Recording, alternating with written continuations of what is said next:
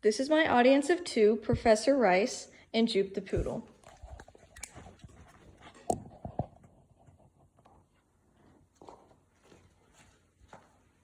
Plastic is all around us. You can probably name 10 to 20 or even 30 things around you that are made of plastic. It's because it's a staple material in our lives. The population heavily depends on plastic and we're unaware of the effects that it has. As an environmental science major at UTSA, I am here to say that plastic creates pollution and economic problems. According to science history, synthetic plastic was created in 1907 by Leo Bakefield. And plastic really, got popular during World War II and after World War II, and the momentum hasn't stopped since. Plastic consumption also became a big problem in the 1960s when we started to kind of see the effects of plastic creeping up upon us. Plastic consumption has spiraled out of control. An article from Plastic Ocean said that humans produce over 380 million tons of plastic every year. So how did this problem get so big? First of all, plastic is superior to all other materials. It is superior to glass and it is superior to metal. It is lightweight, cheap, and it's durable. So companies love those three magic words. And there's also no federal laws restricting plastic production and use. So these companies and even people just go ham and don't care about how much plastic they're using. Because of this, plastic has harmed us in many ways. Plastic has caused pollution, and that really impacts human health.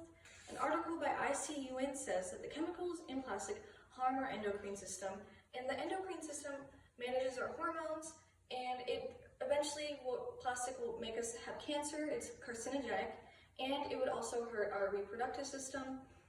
Plastic pollution also hurts our ecosystems. As we all know, the ocean is our biggest ecosystem, and we rely on it as a big part of our life.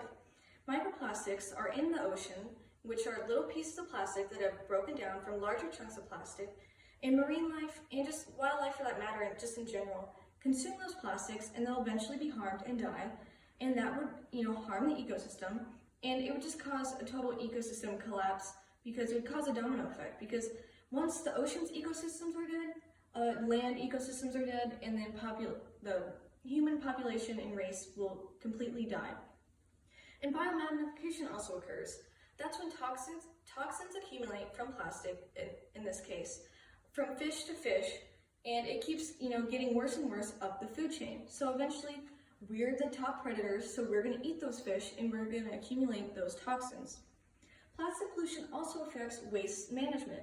And besides, plastic bags getting tangled in the machinery and costing money to fix those repairs, the Environmental Defense Fund says that about 91% of plastic goes to our landfill. And that's concerning because plastic does not degrade or decompose in a timely manner, or even at all at that point. And so it's just taking up this finite amount of land that we have for these landfills. And the second harm is that plastic is an economic burden. The plastic is labor costly, and the Environmental Defense Fund says that waste costs manpower, time, and energy. And aside from those 3 points, it also is expensive to dispose of. These big companies have to dispose of toxic plastic chemicals, in a correct manner, or they will get fined either by the government or they will have to go through legal action, and those fines are very hefty. And the solution to stop our dependency is to ban plastic and to educate the people. We need to put plastic bans on major cities, and the National Conference of State Legislators shows that 8 states have already done so: California, Connecticut, Delaware, Hawaii, New York, Vermont, and Oregon. You might have some disagreements about a plastic ban. Some believe that plastic will cost consumers more money because they're going to have to keep buying reusable bags for grocery stores, reusable water bottles, and reusable utensils, and all sorts of other things, you name it. This is not true because it actually costs consumers more money if they kept using single-use plastic, because the NCSL says that in California, they're actually charging 10 cents per plastic bag in the grocery stores instead of buying a reusable plastic bag. So if you wanted to, keep using plastic bags, that would eventually add up and surpass the price it would be to buy a reusable bag. People also think recycling is a solution, and it's not, because most people think, oh, recycling, that solves our plastic problem, we can keep using plastic, but not really. Plastic only gets recycled 9% of the time, and that is why we need to educate people on how to recycle plastic, as in like how to clean it properly and organize it properly, and we need to educate the public as well, just to show that it's still not our solution.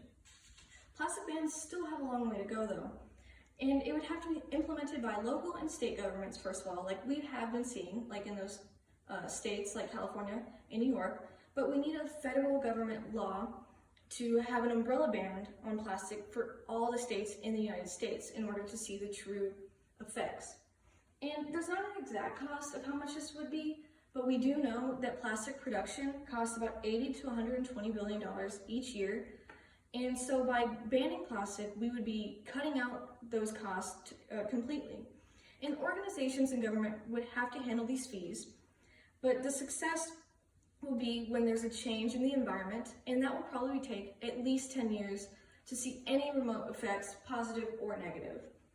So overall, we have created something so reliable yet so dangerous. It has become a wicked problem in our world. It is called pollution and economic stress, and that still won't stop us. So what will? It is up to us to see a change in the world and to see a better change for our future and our future generations to come.